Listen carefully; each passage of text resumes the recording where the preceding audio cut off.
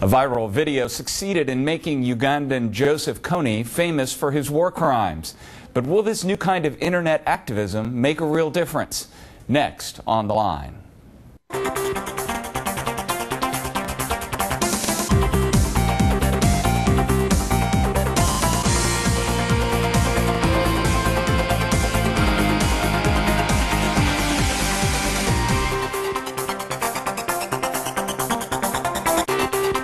This is On the Line, and I'm Eric Felton.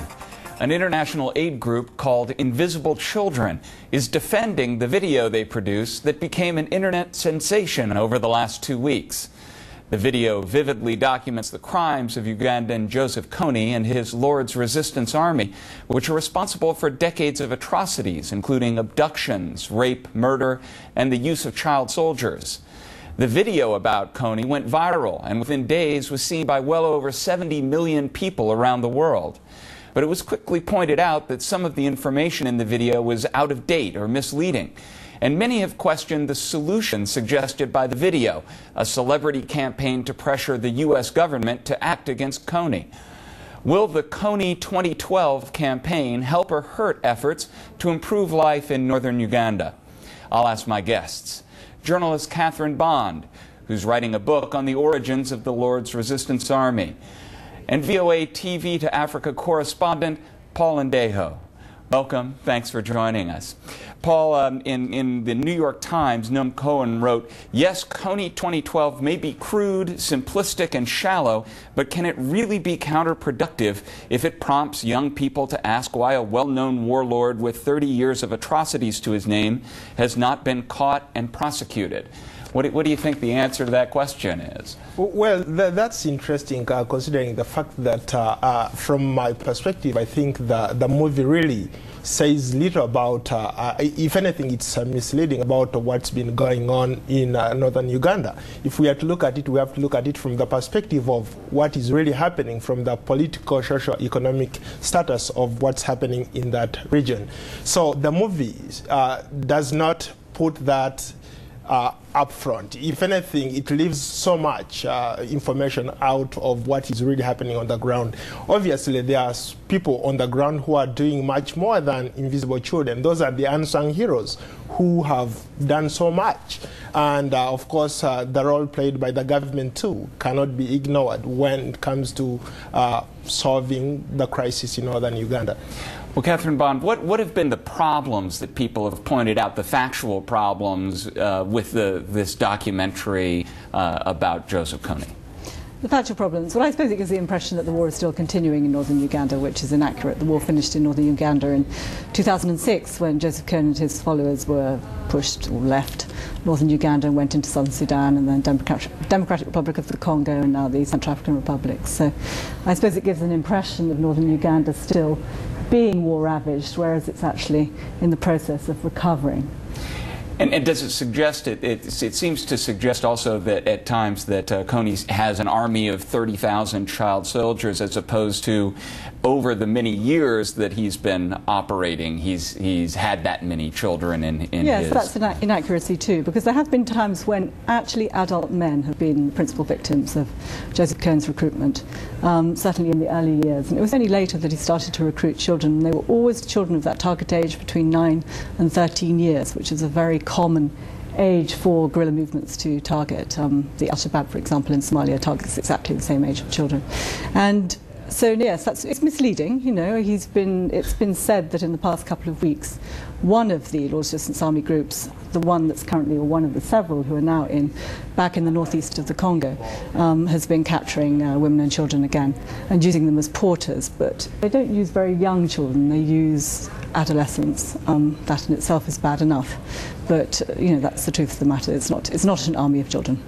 Well, Paul Ndiho, though, Joseph Kony still is at large and has been operating, if not in northern Uganda, in neighboring countries. Absolutely. I think the last time I checked, they were talking about Kony being in the Central African Republic, or at times crisscrossing the border and going to the Congo in the area near Dungu Forest. That's where he has been attacking people.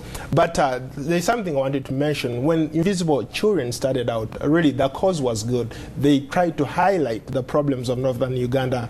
But I think this movie kind of takes away that, because it's more of a publicity stunt than what is actually happening on the ground. I think when you look at back maybe in 2005 when they started out, their agenda was really to highlight, to tell the story of the plight of the people in Northern Uganda. But I think when you look at what they're doing now, that takes away the attention from the people who are actually, who should be benefiting from this whole publicity, to Invisible Children.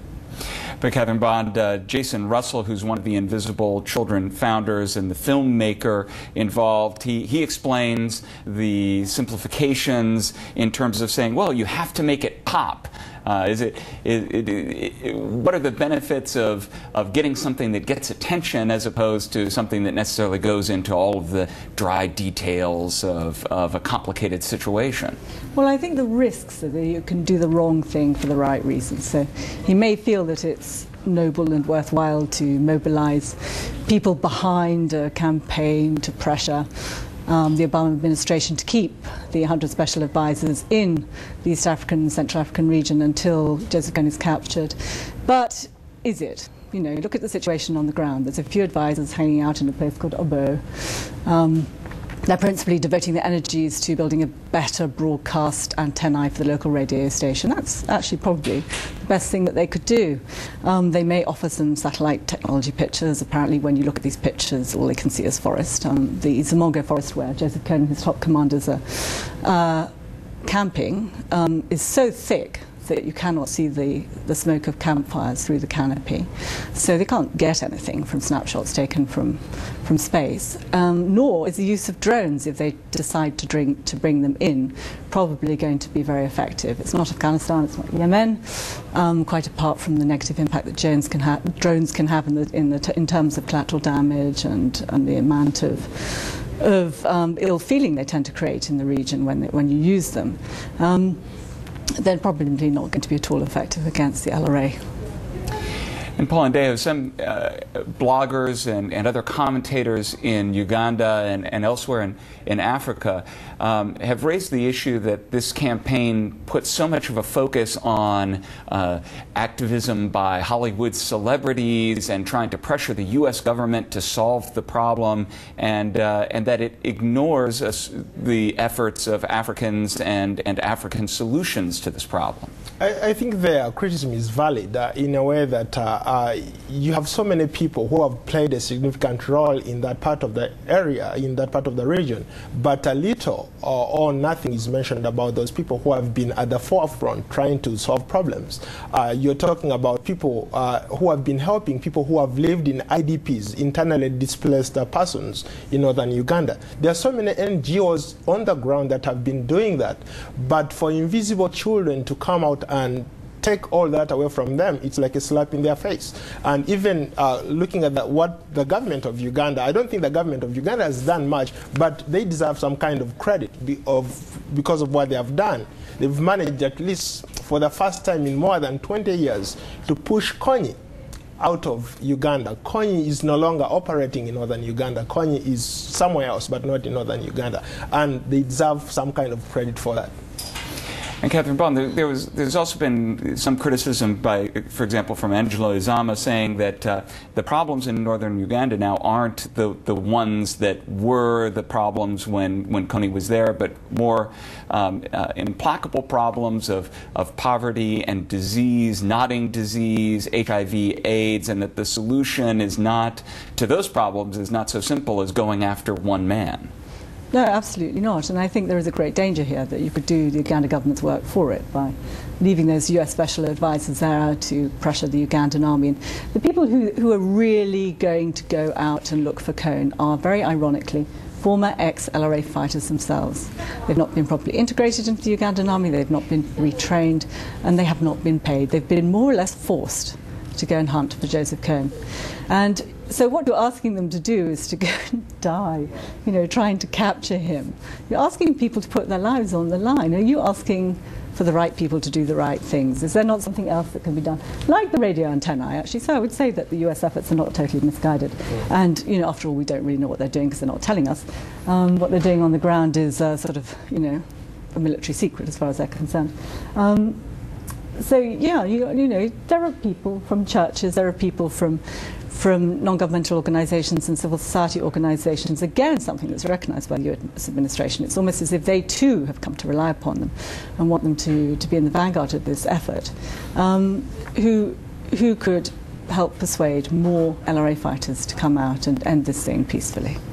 Well, Paul and Dave, we only have a moment or two left, but what's your sense of when pressure from the West helps and when it hurts in this kind of situation? Well, when you have to look at it from the African context here. I think the Africans have to be involved in finding a solution to that problem.